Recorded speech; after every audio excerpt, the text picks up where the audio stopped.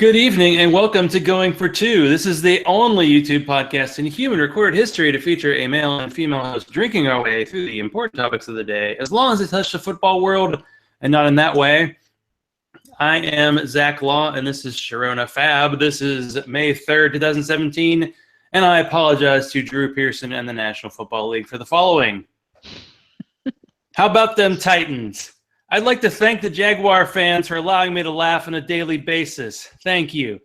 I am honored as an undrafted former fantasy football interviewer to introduce the one-time AFC South runner-up Tennessee Titans. So what, Sharona? Hall of Fame hot takes offerer. All the Titans players that I took too early in rookie drafts. With the epic takedown of the Titans draft, I'd like to give you, with the first pick in any sane draft, Sharona Flamethrower. I like it. I might have to change to that. Flamethrower. Yeah, that's it. That's me. I couldn't equal Drew Pearson's moment, but that was the one. I enjoyed that part of the draft. That was good. You got to have some personality there. And Roger Goodell, no, don't talk. There were quite a few. That and Tack McKinley.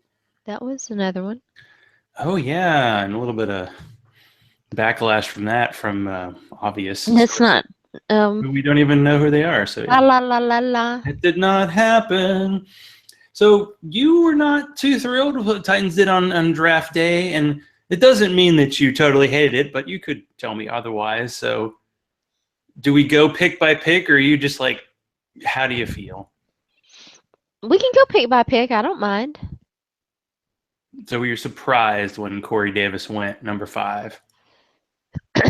Yeah, in a way. I didn't expect the Titans to be that dumb, but Ooh. They're gonna tighten, and so, yeah, I thought that they'd be a lot smarter than that, but they're not, and so here we are. Wow, so this has really dropped your feeling for the front office, huh? I did not like their draft. Well, I guess you get sometimes emotionally invested with certain players. I really thought Corey Davis was the best receiver in this draft, but there's a nice, strong middle to the draft, wide receiver-wise, and they certainly could have used any of those guys. But I don't know if it's because the Titans took Corey Davis, but it was definitely interesting to see that Mike Williams went 7 and then John Ross went 9, and those were two of the other guys that people were talking about the Titans might take at 18. Right. Clearly, none of those guys were going to be available at 18. Now, we could talk about this potential trade that was brought up that the Kansas City was offered the Titans to move up from 27 to 5, which I don't think has been done before. It's pretty close to what the Falcons did. So who reported this? I don't remember if it was ESPN, assuming anyone still works there. I'm always leery about They should have like just had one draft. scene where nobody was on the screen during the weekend, but that would have been too meta. I mean, I don't know. Did that happen? What's the real story behind that? I'm not sure. Listen, I mean, the fact that there was that little mini run on wide receiver certainly does, kind of weigh in favor of, of the pick being, not that REITs that people like to talk about. I prefer to talk about it in terms of value. And, I hope that it works out. I really do, but it is certainly not what I would have done. And nothing that they did was maybe one pick. What I would have done. So, anyway. Okay, so you didn't like that. Now, Dore, is that how you pronounce it? Adoree Jackson, the cornerback out of USC, went 18. He was the third cornerback of the board, so they almost had their choice of guys. And they took a guy who, at least skills-wise, looks like a maybe not off-the-field issue kind of Pac-Man Jones guy, because he is undersized, but he has played offense. But considering the rest of the draft, I don't see any reason for them to go crazy putting him on the field on the offense. But he does give the team help as a returner, but, is a mid-first-round pick worth that? Yeah, I mean, we had this discussion at I2P. Was he their best pure cornerback on their board? That seems hard for me to believe. Um, another guy would never have taken at that spot, even though, I think that he's talented and a nice player. I didn't like the value there either. Yeah, I have to defer to you because you did study the defensive players. Does he have like a cornerback one kind of upside, or is he still kind of a two just because the size? And he's not that big, but cornerbacks are usually kind of undersized compared to receivers. Yeah, I'm kind of curious to see what Dick LeBeau does this year in terms of the secondary. Are they going to play man to man? Are they going to play man? Are they going to play zone? Because that's been evolving with him. And so yeah, it's an interesting pick in that way. So I I don't know. It wasn't that was fascinating that they did that. I almost wonder if Jackson's the guy. Maybe they put him in the slot and have Sims play outside, but we'll see. Maybe. I mean, when the draft ended, you thought, well, the Titans defense is kind of maybe middle of the road, but if they have like any injuries, they don't have a lot of depth. So that's something to think about. And then in the third round, they traded up with, I believe it was the Patriots, to get Tavon Taylor from Western Kentucky. And he looks like a slot guy who's got a lot of speed. But I'm like, okay, so in theory, you're putting this guy where Kendall Wright was, and Kendall Wright was barely used last year. And this is the look you give anytime I usually speak. So I don't know if this is better or worse than usual. So what do you think? Well, Talk to me. another pick that wasn't great value, that was a luxury. And as you said, I said this on a show last week. I feel confident that Marcus Mariota can throw the football 50 times a game. I just don't want him to have to. And I don't like the position that they're putting their young quarterback in. I have the utmost most faith that Marcus Mariota is going to be successful in this league, but the best thing that you can give your young quarterback is a good defense and not put everything on his shoulders. And the Titans just simply failed to do that in this draft. And there definitely was a lot of picking of guys from kind of small schools. That was all over the place. Mm. I mean, basically to USC with UCLA, TCU, and then, yeah, a bunch of smaller school.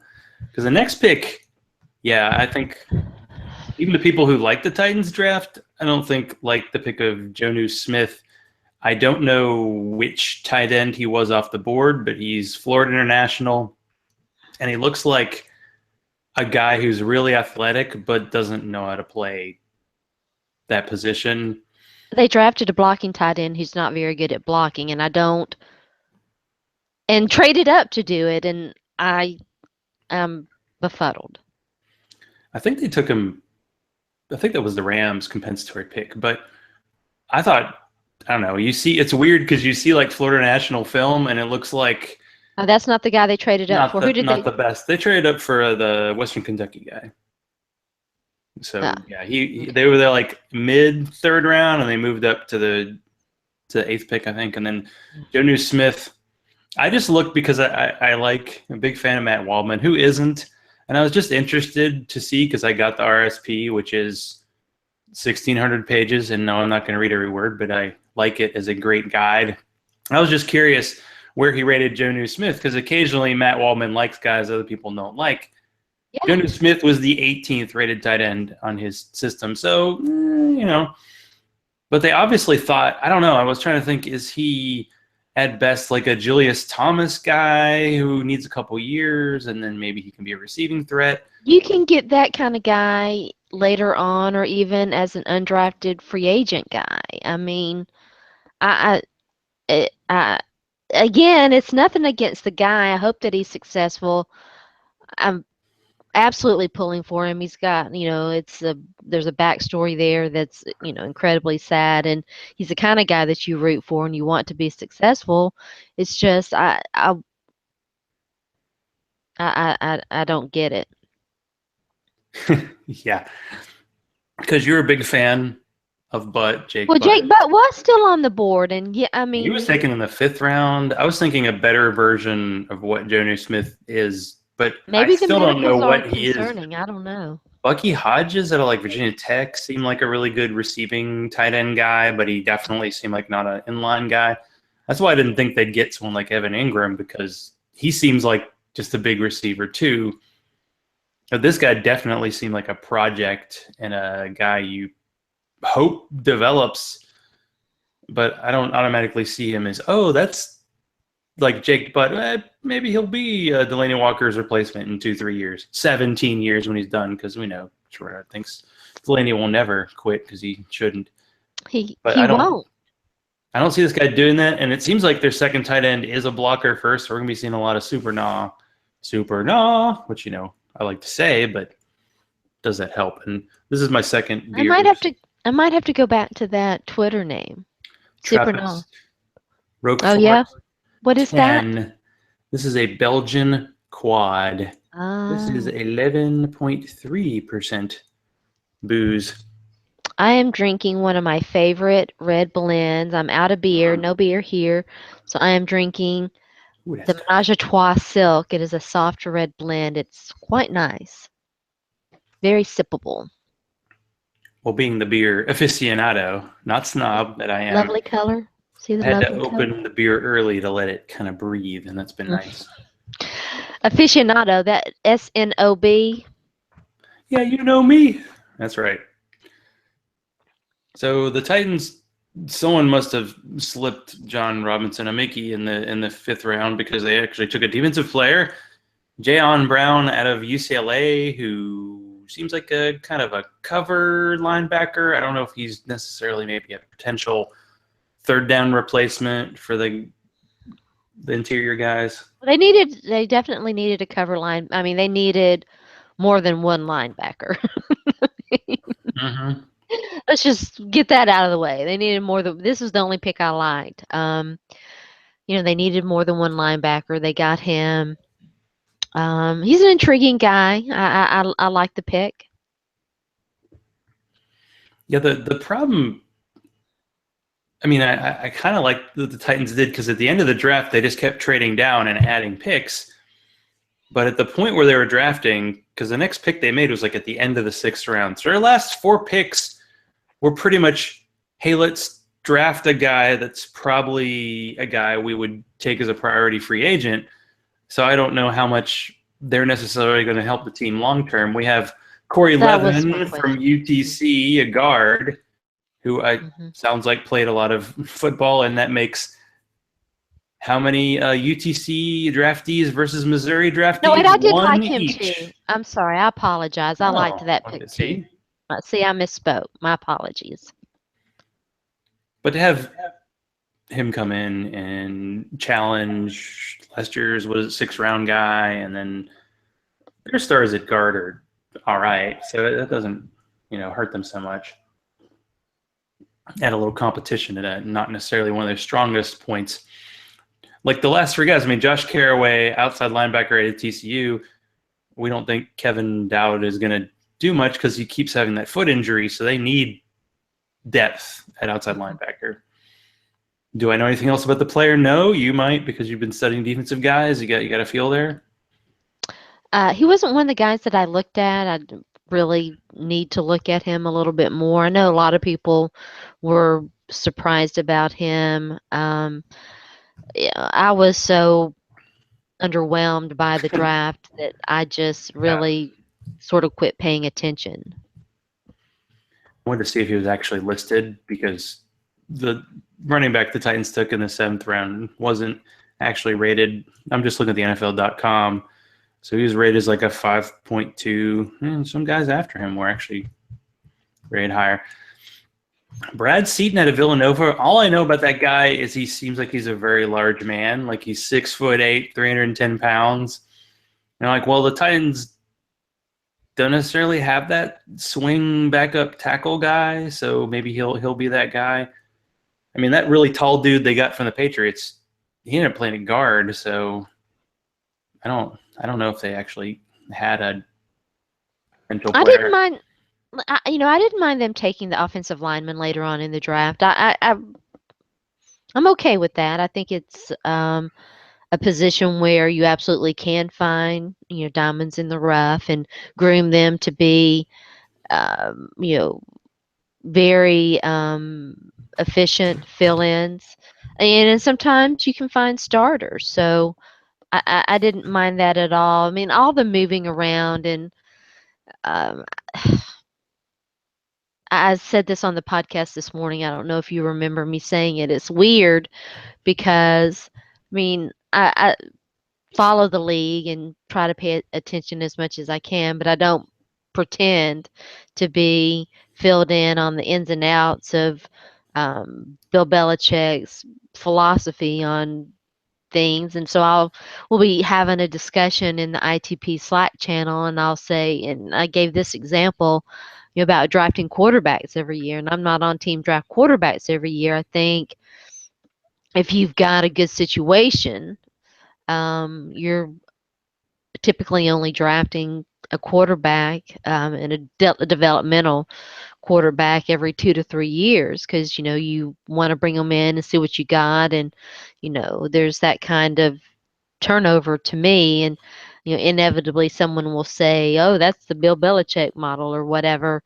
But I do know that the Patriots do the draft, and a lot of their team building approach is one that I very much am in line with, and it's the philosophy that I've always sort of followed, and that is let the draft come to you. And you trade up for guys that are um, the value is just so good that you can't, pass. And the Youngstown guy that they drafted is one example. The way they work the Bills on their running back situation is another example. I mean, they do it, in my opinion, the way you should do it. And so that John Robinson is out here. It's I envision in my mind John Robinson operating like he runs a Madden team or fantasy football. I mean, this draft, the Titans draft, very much reminded me of something a fantasy football draft would do, which is why I think so many people like it. Huh. I didn't even really pay attention to how they were graded. It seemed like they were graded positively, I haven't but looked at any in a grades. way, don't you think people grade drafts by a team needed these positions, they took these positions, didn't necessarily mean they took the right ones, but if they took the positions they needed, they checked all the boxes. The Titans checked all the boxes everybody wanted, then everybody's happy. Doesn't mean they got the right guy. That's the problem. We don't know that, but according to value, they did seem to reach in a few spots, and that at first is a bit of a red flag. But these guys work out; it's okay. Like Jack Conklin, I feel like they could have gotten him at 15, but they had to reach up and get him, and that's how Did they John have to? Robinson wanted to be. I mean, I don't think that they had to. I don't think anybody else was taking an offensive lineman at that point. Tunsil was taken by the Dolphins, but I don't I think mean, it's anybody. like But Bill Belichick plays chess and John Robinson plays checkers. but Belichick had to get That's the difference. fired once to figure it out. We'll see. I Well, I mean, mean, it I was do the have Browns. a feeling as a team, following a team that sucked for a decade. It's like everybody's a little too optimistic about this team. Like they had a good year last year, but everybody's going to be ready for them this year, and we'll I, see. I really feel like, and it just strikes me that this draft was more about putting butts in seats than it was anything else. And I think that they were going for splash and going for the kind of draft that would entice the fans and thereby possibly bringing fans back to the stadium and putting butts in seats. Well, I mean, I agree with that in terms of It was some dumb 80s movie I saw with John Cusack where the guy said the best defense is a good offense, and that's clearly what the Titans are going for because they pushed all the offensive picks, and their defense definitely needed help. I think from what I heard, that was like the first time a Dick LeBeau defense drafted a cornerback in like 20 years or something. The first Yeah, round. I saw that stat. That was. But you had your choice of guys. It's hard to say. It's hard to say where the team's going. The last pick they took a running back out of Cal who looks like he could be a fast third down type guy. And I'd say maybe the Titans need a third down back kind of guy, but the guy they had last year, Antonio Andrews, had like 10 snaps the whole year. It was pretty much DeMarco Murray and Derrick Henry. And they couldn't even get Derrick Henry on the field. Both those guys can play third down, so they don't need a third down back. They need a guy on the roster who can play special teams, so maybe this guy can play it. So overall, you're saying not so happy, huh? It's not the approach that I would have taken. But who did you like this weekend? What teams kind of caught your attention? Like they did a really good job. I know you're 31 to choose from. It's a lot. Well, let me pull it up. Started my rankings. Let me see here. We talked about them this morning. I thought the Bills and the Dolphins, I thought, had a nice draft. They both those teams had very complete drafts. So I liked it. I liked what the Cardinals did. I thought the Cardinals had a nice draft. Falcons okay. I liked what the Ravens did. We talked about the Panthers. I thought the Panthers had the best draft. The Bears, I did not like their draft. The Bengals is okay. They got some nice play. Well, I mean, you knew they were gonna. They were gonna take Joe Mixon. There's no question. They were gonna take the you Browns. Knew the Bengals were on it? Oh yeah. The Cowboys didn't have much. It's okay. The Broncos. Yeah. Well, they got a steal in Jake Butt, so you got to give them a good grade for that. I liked everything about the Lions draft except Tease Tabor. I think I pronounced his name correctly. Yeah, he did. He ran like a really slow 40. Man, those corners just kicked the crap out of Missouri the last couple of years. But who didn't? So that doesn't say anything. The Packers had a very Packers draft. I thought the Texans had a very good draft. There's not a draft. There's not a pick on. I thought they got Zach Cunningham about where I would have taken him. I thought that was a nice pick by them. Every single pick I like theirs. The Colts killed it. I'm big fan so far of what Chris Ballard. That's one thing that stood out to me. People were like, man, I'm so sad that the Grigson is gone because their new GM seemed to do a really good job. And they were like the Titans, like they needed help everywhere on defense, and they went after it. They did it. They helped their quarterback a lot. The Jaguars, I did not like their draft. The Chiefs didn't have much. I don't have anything bad really to say about their draft. I liked what the Chargers did. I didn't care too much for the Rams draft. We talked about the Dolphins. The Vikings, I thought they did okay. We talked about the Patriots. Derek Rivers, the Youngstown guy that we talked about, 3 picks, and they got excellent value on every single one. The Saints had an interesting draft. I'm back and forth on whether I like it or not. I do know that my trend of not trusting New Orleans Saints running backs is going to continue. I did not like the Giants draft. I almost feel like we need a segment on the Vols guys, where they went and how you feel about that. But we'll go through the teams first. We can do that sometime if we have time tonight. I talked Never. about the Jets this morning. I love Jamal Adams. I'm underwhelmed by the rest of the Jets draft, really. Hmm. I liked what the Raiders did. The Gary and Conley thing Hmm. is an interesting situation.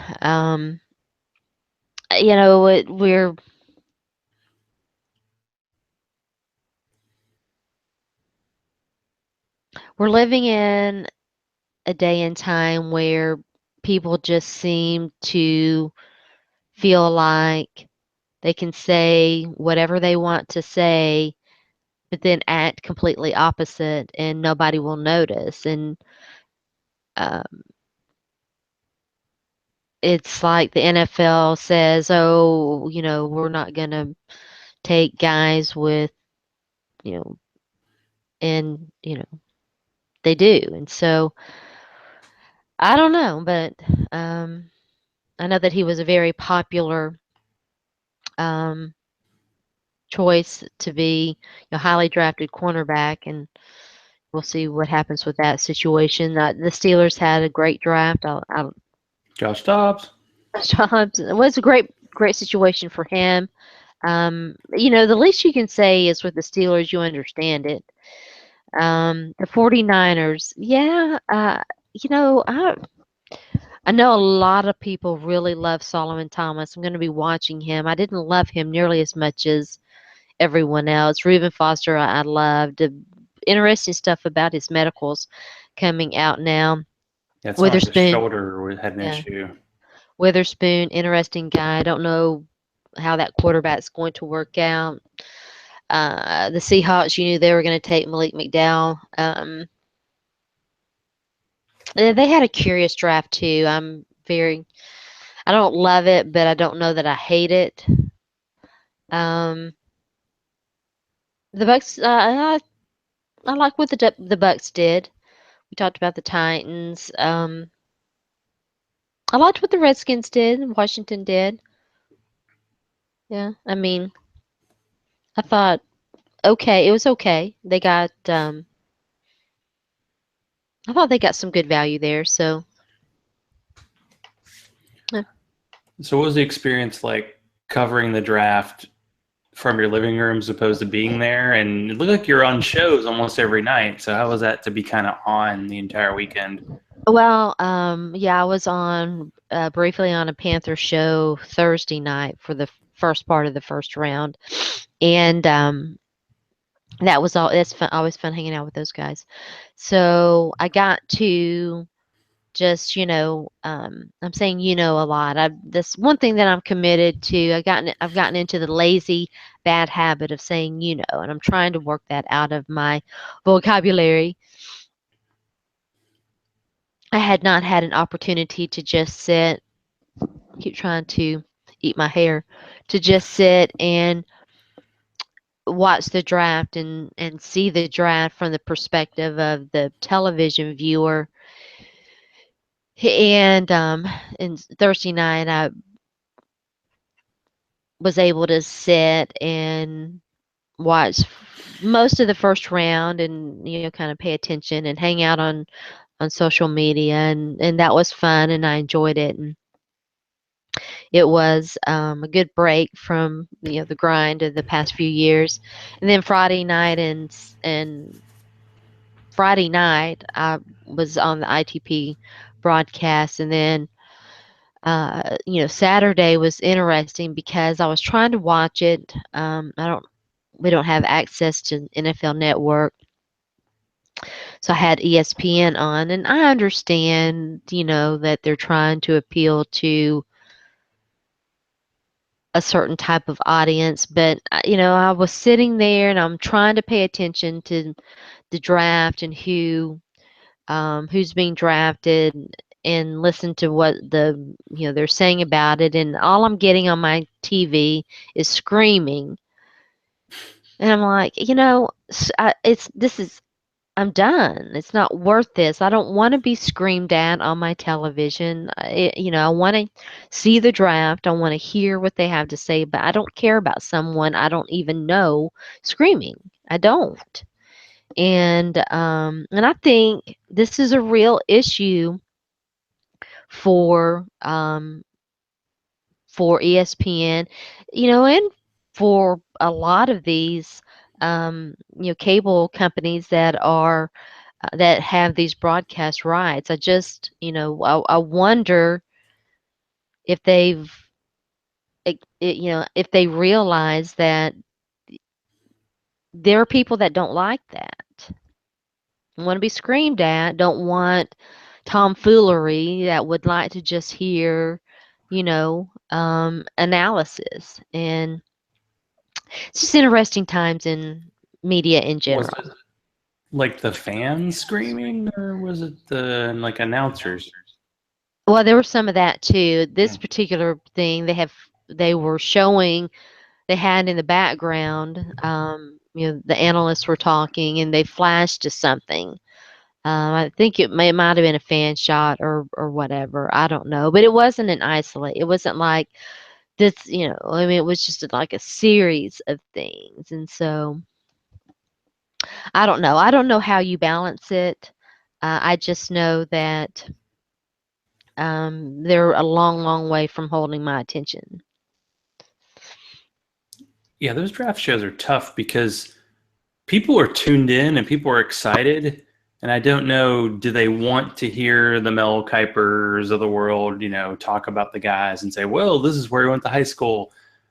Or do they want the crazy kind of fans and the audience? And they freaking did a draft pick from every place except for the moon. They had one at the Grand Canyon. They had one of your favorites, Taylor Lewan, do one from a music location in Nashville. Like current players and former players got the kind of Sorry, I missed that. Yeah, I know. You're so sad. Sharona doesn't like Taylor Lewan. Anyway, yeah. That's gone in the past. A great comeback, though. Out of context, backtalk comments. Oh no. But Okay. see, backtalk came back, which makes me happy. But I have to do my out of context comments. Then you name dropped me like 5 minutes in. So how can I be mean? Let me channel Twitter. Okay, I got this. Okay. Well, A lot of what I see is very concerning to me, and we do not stick to sports here. That's the backtalk way. You mentioned it before, of course, the Sada, when you talked about Joe Mixon.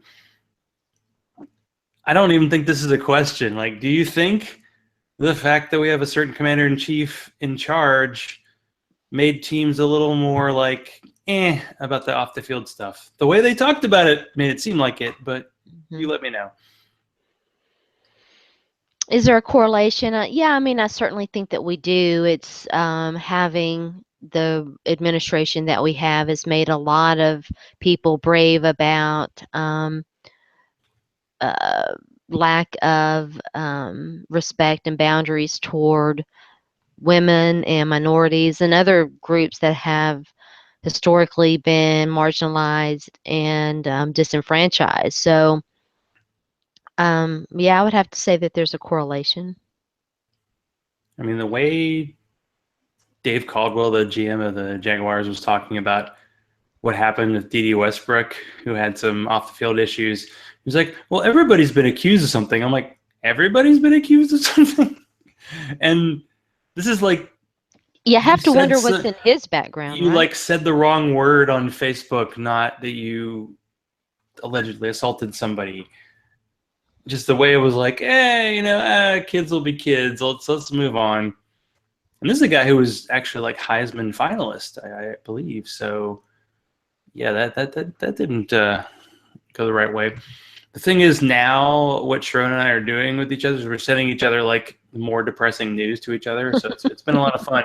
It used to be one way I would send Sharona an article and she'd be like, hey, I haven't had a coffee yet. Could you please hold back on telling me what's actually happening? So like one morning, I appreciate you're sending some back my way. Like one morning, I woke up and it was depressing story about someone I hate, and something else, and I was like, "Do you hate me, Zach?" I just want you to be informed. Oh wait, you're already informed. Yeah. It sounded like Twitter was not so good today. it's hard to remember, like, what specific things were people talking about today that was bad. Well, Twitter was being Twitter. You know, you People have were to mad try. at Jimmy Kimmel and Stephen Colbert as if there's a certain level. I don't know. How can you be mad at Jimmy?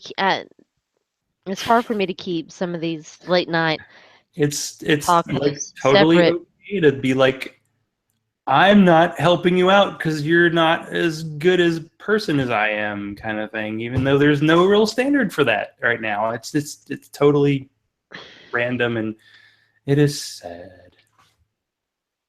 Well, how can you be pro-choice and want to see a baby die? I don't, because and we're all going to get fucked on healthcare tomorrow anyway. So, I mean, the world is awful and we're all going to die.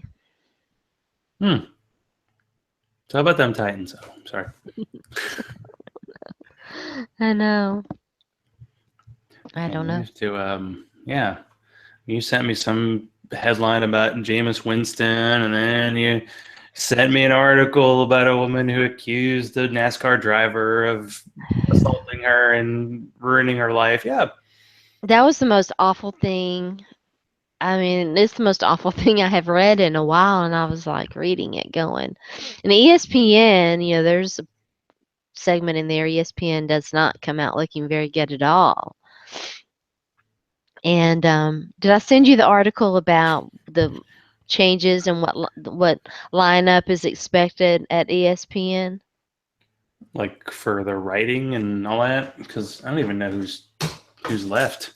I may have sent it to you. I don't know. I don't know. It seems top heavy now. Anyway, yeah, it was an article about I don't remember her name, the woman who had a relationship with Kirk Busch, the NASCAR driver who ran over another NASCAR driver I and mean, somehow managed to not have anything really stick to him. And so it it was fairly lengthy. It was well worth your time if you could make it through it without just wanting to throw yourself off the nearest bridge because it was awful, it was so awful. So anyway, yeah. yeah, let that be a lesson to you. Like, if anything happens, you could go, do I really want to I'm just going to keep that pursue? I'm just going to keep that article handy so that I can, send it out there whenever anyone comes at me and says, well, why didn't you report it? Well, here's why. Read this. This is why women don't come forward.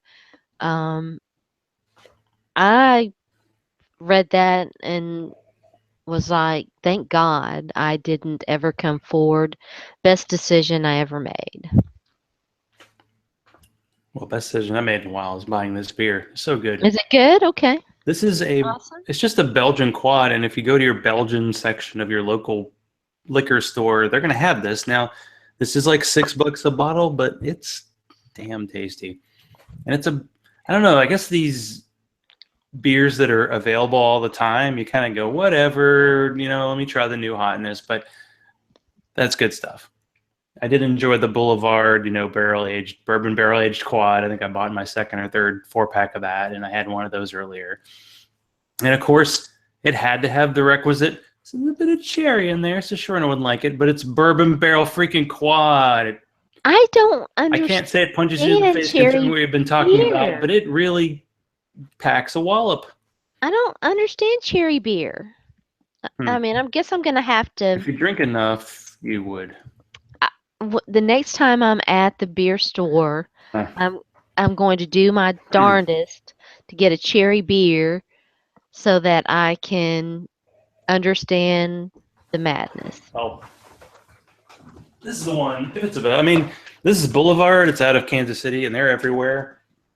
This is the beer right here. So Okay, I've never seen that, so I don't think I can get that locally. if you see, usually you have a lot of it.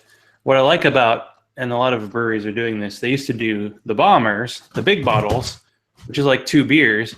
But now they do the 4-packs, and the 4-pack costs just a little bit more than a bomber, and it's like 2 bombers for the beer. So I appreciate that. And then you drink one, because these are strong. If you drink a bomber, it better be Friday night.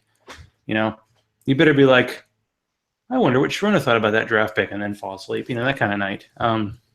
Anyway, I think we need to get into Over It or Nah. I only have a short number, and I actually haven't brought up any of these yet. I'm surprised. It's my first time. Okay. Keep it short and sweet. Over it or nah? Preds fever. Nah. I should have put my T-shirt on. One of my T-shirts. I've got several Preds T-shirts and a couple of Preds jerseys. Yeah, it's pretty amazing, eh? Exciting, great stuff. Go Preds. Well, because they're in the Western Conference, I think last night's game started at like 9:30 local time. So I was just like, I'm tired. I'm going to record it. And of course, the friend of mine on Facebook, who's a Predators fan, told me they won. So I didn't have to watch it today. But I mean, it's just like, this is game 4 of the second of 4 series, and they won by 1 goal, and it was very tight. I don't think anyone scored till the 3rd period. I mean, this would be the equivalent of the Titans like being in the divisional playoffs in the NFL, because there's definitely some excitement there, and that's good. And I like it because in my family, my parents live in Nashville, but we're from Pittsburgh, so every other night they've gotten Predators, Penguins. Of course, Sidney Crosby just got concussed or whatever happened to him. And there are people who think Sidney Crosby is like a wuss.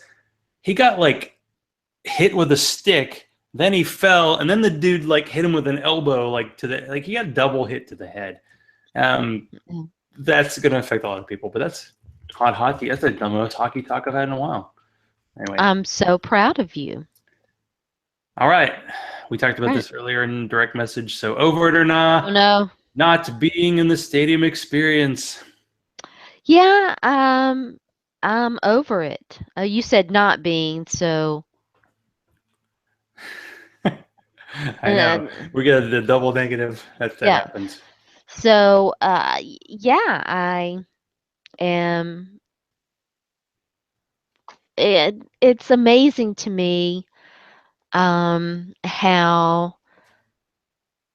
the sports watching experience, has changed for me over the years. And, for the longest, it was, live sports and being there and being in person. And then with the advent of high definition big TVs and correspondingly, with the escalation and poor quality of concessions at the stadium and the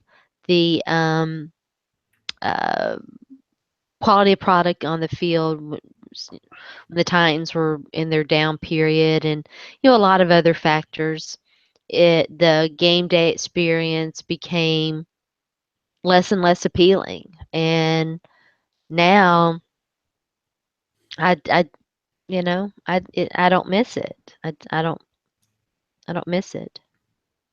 Well, I did something today that has been an annual tradition, but I usually do it earlier, where I line up the Missouri schedule and the Titans schedule and see, hey, when do I want to go to a game?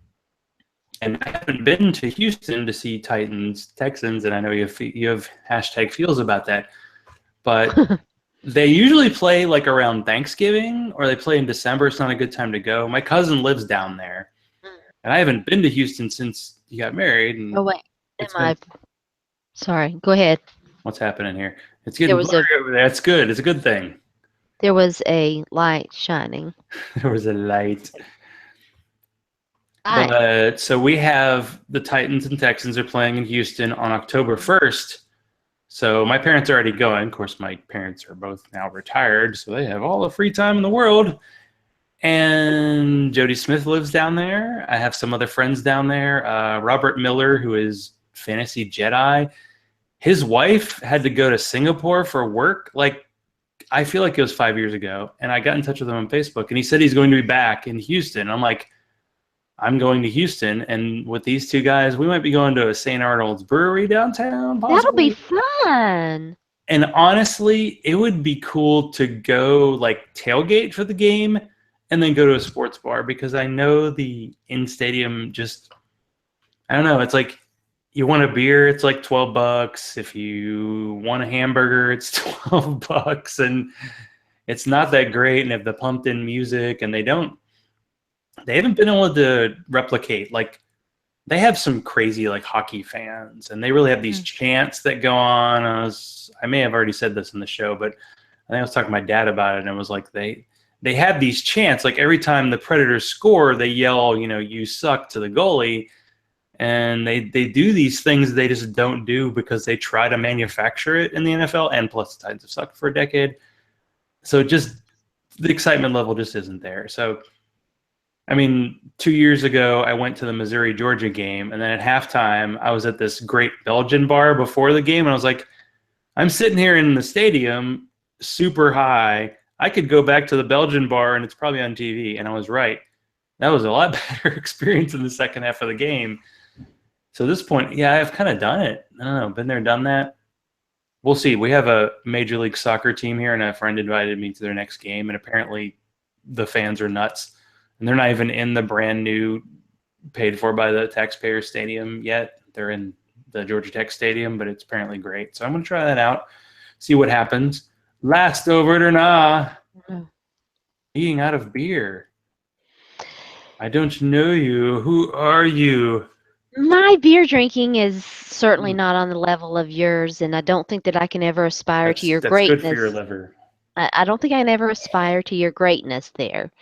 But I do This have is a sentence that wine. will never be said again on this show. So But I do have wine, so I'm okay. Which, by the way, as I'm sitting here, I can kind of see my hair. Does my hair look different to you? no, I'm going to be on the couch for this. You didn't get your head did, right? But you didn't. Did you go for the? It's got purple in it, but can you see? I can't see. Okay. It's not very, I mean, you have to look really closely, and this is not the best light. There's purple in there. The purple's a good color. So you got Jelly, the wife. You wanted to go for the color. Well, you were planning on this, right? And you just I was finally got planning to on do it. this. Allison's is still much better than mine, and you can feel free to tell her that I'm still jealous of her.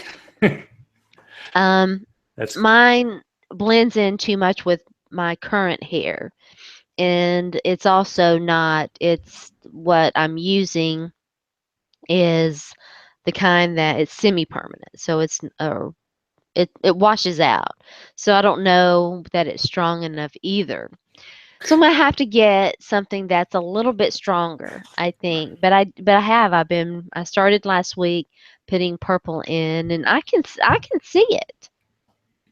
But you have to, I guess, no. Got to be there. Apparently, got to drop you off. Like, go to your door and drop beer off, and then you'll Somebody be could happy. deliver beer. Somebody could deliver beer to me, and I would be happy. Every time I go to a beer store, I have to check out the price of Dragon's Milk. Greens, which is a place near me, they had the 4-pack for $13.99, which is as cheap as I've seen it. Yeah, that's cheap. Some places have 14, some places 15. I just saw the place had the bomber for like $8. I'm like, that sounds like that's right on. That's pretty good, Why didn't you get me one? When are we gonna see each other? Maybe on the Predators and the, are in like the Stanley Cup Finals, huh? Maybe. Because I would be perfectly fine with like going to Nashville if they played a weekend playoff game, going to tailgate with the crazy fans, and then finding a bar to go watch a game. 2 bits? 2 bits? Yeah, 2 bits. Bring Don. Hi, Don. I didn't say hi, Don. It's like we're 50 minutes in. But he hasn't sent me any Facebook messages. Last week was great because he just was constantly like, because I didn't have my light on, and he was like, "You're dark. You're bright." You're very bright tonight. Yeah, well, I changed my setup for other show I do, and I actually am at the end of my desk for that, but I didn't want to do it because my legs are against the end of the desk, and it's very uncomfortable. So I did this one, but the light is way closer to me, so I'm sweating. I'm wearing my Missouri Cotton Bowl T-shirt when they kicked Arkansas's ass. When Arkansas had 3 NFL running backs but Good not an stuff. NFL quarterback. And Chase Daniel led them to victory. It was glorious. Well, I still can't figure out why this newer laptop has a worse camera than my other laptop, It which is a has mystery. it is a mystery, and I have fiddled with this one. Anyway, I didn't have an official beer segment, but I just wanted to mention that I was in North Carolina a couple weeks ago, and I really, really wanted to go to a brewery in Asheville called Wicked Weed because they do really good sours. And I actually had one of their sours, and most of the people there didn't like it. I mean, really, sour beer for most people, it does taste like orange juice after you brush your teeth. It doesn't work. And this was like a barrel aged dark cherry with chocolate thing, and it didn't quite work for me. But sadly, the owners of Wicked Weed have sold out. The owners of Anheuser-Busch, and I don't even know if they're American anymore, just keep buying up these small breweries, and they just bought Wicked Weed. And the beer aficionados and snobs are very unhappy with it. So I just wanted to mm. share that little bit of news. It's like Well, thank you for sharing anytime, that with us, Zach. That was quite anytime. fascinating. You mean boring? Well, I try to be quick when I'm No, it bored. wasn't. It was not boring. I appreciate that little bit of But info. there are some good ones. I had a Do I really get to good talk games now? cherry coconut porter recently, and there was the brewery right next door, Burial, had a one called Bolo, and it's a coconut brown. Had that last weekend, very good. If you like that. So Mm. what's happening with games? Yeah, I almost feel like I need to sell my Nintendo Classic just because they stopped manufacturing it. So it's like the value's going through the roof. Well, I hang can on just to it. emulate. Probably in a few. Did you keep your box, by the way, Which box is that? for the Nintendo? The one it came in, I think so. I actually got like the super special bonus version. It has like it actually looks like the Nintendo, and it's a backpack. And I feel like I need to like put that online somewhere so one can give it a nice home. But we still just play the Dr. Mario. I started playing Mario 3, and I'm on like World 5, but I haven't played in a while, so Mm. I'm a little behind. I think I've actually been watching a little hockey playoffs, and Better Call Saul just came back on, and I think The Expanse ended. What else am I watching? The Americans. Yeah, I'm watching a ton of TV right now. Well, that's what's happening. Hi. Hi. So you're looking forward to like a weekend of relatively relaxation after last weekend? Yeah, I am. You're on. It um it is allergy season in my neck of the woods, and I've been feeling it this week. And then this morning I woke up and it's really been today has been kind of a bit of a struggle because I've had the drips and all kinds of other stuff too. So I'm looking forward, hopefully, to getting knock on wood, to getting a good night's sleep and not having Thursdays are kind of the day that I try to catch up on things and um, recreate a little bit. I say it's my off day, but it's a day of sort of rejuvenation, and so I'm kind of looking forward to it. I See, you bet. can't see the purple. I can see the purple. It's kind of pink, but that's the light. Mm. But as much as people talk down about Facebook, it can be good because Facebook told me about my friendship anniversary with one. Damn, now I forgot his name. Anyway, Oh, next. see, it couldn't be much of a friendship. It's pretty bad, huh? Oh boy, I should just stop while I'm ahead, huh? The good news is I don't have anything to promote because I still haven't posted anything in a while because of all my Well, beer I issues. popped on Facebook, and the first thing that I saw was a photo that I took a few years ago covering the draft, and it was me super duper totally out of energy, just kind of passed out. I think I was in the airplane seat when I took it, So that was kind of, I'm going to try to be a better Facebooker, hopefully. I've tried to manage my expectations there. So we'll see. Well, thank you for talking long enough for me to look it up. Bob Harris. Damn, Bob Harris. How can I forget his name? Anyway, hadn't talked to him for a while, and I saw all his posts about, he was at the draft because he actually, does the serious thing. Mm-hmm. And I just remember from our last conversation, he was doing that beach body exercise like twice a day. And I saw him talking about all the food he was eating in Philadelphia. He's like, yeah, I'm eating pretty badly in Philadelphia. And then he's going to Tucson for something. And I was like, well, you want to be on the show again? He's like, sure. So next week, Bob Harris will be on. Well, that'll be cool. And we can talk about his food journey at the draft, what it was like being at Philadelphia. Because it sounded like, other than people got sick of hearing the Fly Eagle Fly theme song, that it was an actual fun experience, and they did it outside, and I'm guessing cheesesteaks were had. But it seemed like a good time. I know Mike Mayock was rather critical of some aspects of their own coverage, and I love him, and so the zoo, whatever it was. Yeah. Anyway. Well, he and Mel Kiper, they live for this weekend, and then they have 17 other guys in the booth. So I don't know if they get to talk. Like Mel Kiper jokingly walked off the set, and of course he immediately came back on. And this was day 3. Didn't Mel Kiper lose his job? He and Ron Jaworski? I thought I heard Merrill Hodge. Well, that's Merrill Hodge's hot takes right. on Vince Young. You're right. My bad. It was Hodge and Jaworski. It's like, are they really saving that much money by firing these people? Because they're high-priced people are still entrenched, as far as I can tell. So we'll see what happens with ESPN. I do remember his comments about Vince Young. It's kind of interesting times in scouting too. We didn't really talk about this tonight, but we talked about it on the podcast this morning. A lot of scouts are losing their jobs, and so I forgot to mention, the Titans basically fired their long-term head of scouting, and another scout who'd been with the team for a while, I think, quit. Obviously, John Robinson has his guys because he hired some guy from the Panthers, which is good because Sharona likes the Panthers. I do like the Panthers. I'm unapologetically. They took Curtis Samuel, they drafted my favorite players. Yeah.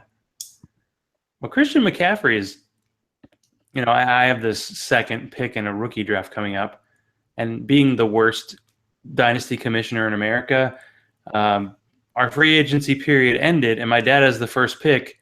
And all of a sudden, I see a message saying that he took Leonard Fournette, which made me excited because I'm like, I want Corey Davis. But I think it was an automatic pick, and our league just automatically drafted for him. So the mind games continue when I'm drafting behind my freaking dad, who's retired and has all day. He can look up picks. You didn't ask him about his pick? I'm sorry. I'm trying to get out of that flashing light back there in the back. Having a seizure here. Yeah. But I do have the second pick in each round, and we'll see. My team's definitely rebuilding. We had this discussion a little bit on our ITP fantasy show, like who would you take in the first 2 or 3 picks, and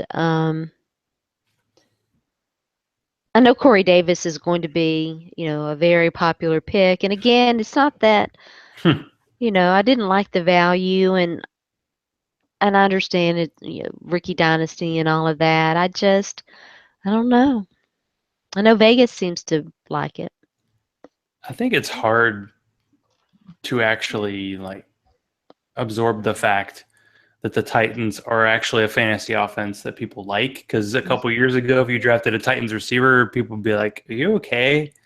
Something wrong with you?" So we'll see.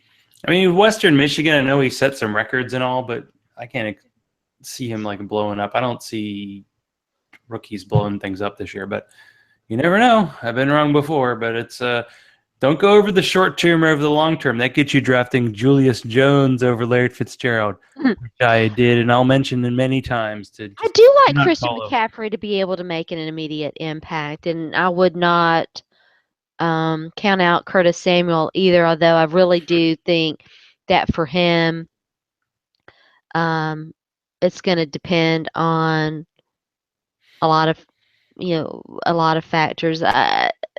I'm a big fan of Christian McCaffrey, and yeah, I think that if I had, a top 5 pick in a dynasty league, he'd definitely be on my board. So I guess there's that whole Panthers running back thing where you think, well, maybe this is the time where they're finally like, you know what, Cam Newton, you're not going to be our goal line back anymore because you were kind of hurt last year and you didn't play very well. And it's definitely smart of them because everybody was mocking like Fournette to them. But I was thinking, yeah, McCaffrey's a great pick for them because they can throw screen passes and then Newton doesn't get hit as much. And they've always struggled at receiver, like the Funches, Benjamin, really big guys who don't get open. Samuel can do that over the top thing that Ted Ginn did, and he can return kicks, and McCaffrey can do that too, and they can put them both in the backfield and do crazy spread type stuff. McCaffrey's definitely a better spread guy than it's going to be very difficult for teams, I think, to contain that offense if it can click. And I'm not really worried about. I know the Kelvin Benjamin weight thing was kind of big for people wanting to, just talk about. I'm not concerned about it. I'm really not. He shows up to camp in shape, I'll be perfectly fine. And I still think that Kelvin Benjamin is going to be a major factor in that offense. Devin Funchess, I'm still, I'm so glad that I didn't entirely buy into his hype. And so I don't know. And they still have the other young guy that they really like a lot. Oh gosh, Burston, Brandon Burston, I think it's Burston. I get rid of Philly. Was it Philly Brown? I think he changed his name back. I don't know. It's hard to keep track because Ted Ginn now is with New Orleans, which is another interesting spot. Yeah. Look at us. We done made it through the time. Oh, so did we? Okay. Where do people find you? You did like a podcast today. You've been doing I know. Weekend. You're busy, and I've just been sitting there drinking beer and I'm jealous. Now bring me some. Yeah, you can find me on Twitter at Sports by Sharona, and you can check out the podcast Back Talk with Sharona. This morning we talked to Robin Monday, who is so great and so knowledgeable about the Buffalo Bills. We talked about their rather interesting off season, and so yeah, check that out.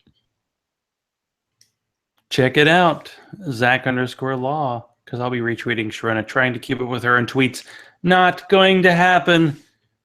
And yeah, I might have to deliver some beer. I don't know. You go any longer without it, and we're going to want to have a chat. But sorry, you caught me burping. The wine and tequila, or well, no, not tequila. I know I don't have tequila, and tomorrow isn't. Wait, what is today? It's Friday. It's Friday. That's Cinco de Mayo, right? Don't get on the road, especially in Atlanta, because they all explode. So yeah, don't do that.